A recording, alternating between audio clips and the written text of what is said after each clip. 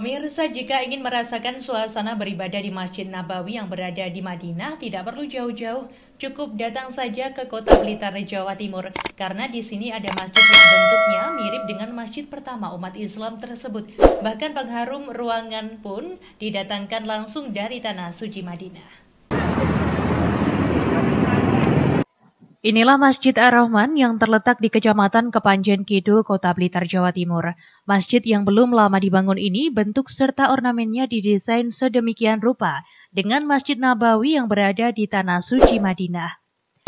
Tak heran masjid ini menjadi tujuan warga baik dari Kota Blitar sendiri maupun luar kota yang kebetulan melewati Jalan Ciliwung ini. Tidak hanya bentuk dan ornamennya saja, pernak-pernik seperti lampu, pintu, dan lain-lainnya didesain khusus agar menyerupai. Bahkan pengharum ruangan di masjid ini juga didatangkan langsung dari Tanah Suci untuk menambah kesan beribadah di masjid pertama umat Islam tersebut. Salah satu pengunjung Masjid Ar-Rahman mengatakan bahwa selain dapat menikmati suasana beribadah seperti di Masjid Nabawi, di masa pandemi COVID-19 ini dirinya juga mendapatkan masker serta sajadah secara gratis untuk menghindari penyebaran wabah COVID-19.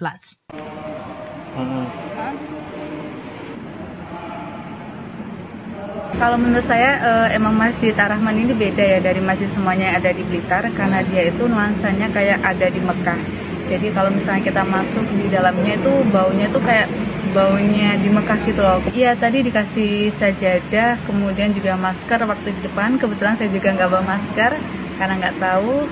Sementara ide awal mendirikan masjid ini lantaran pernah merasakan kenikmatan tersendiri saat beribadah di Masjid Nabawi Madinah yang tidak pernah dirasakan di masjid-masjid lainnya. Hingga akhirnya berdiri Masjid Ar-Rahman ini yang biasa dijuluki dengan Masjid Nabawinya Kota Blitar. Masjid ini digagas oleh Bapak Haji Haryanto, Presiden Komisaris Mayangkara Group. Beliau saat haji yang pertama berpuluh-puluh tahun silam melaksanakan kenikmatan beribadah yang begitu dalam ketika di Masjid Nabawi.